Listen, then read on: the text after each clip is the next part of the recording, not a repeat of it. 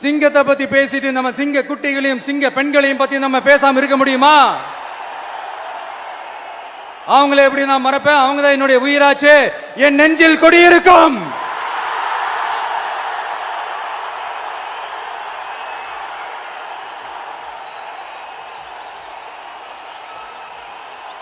என்னுடைய தோழர்களுக்கும் தோழிகளுக்கும்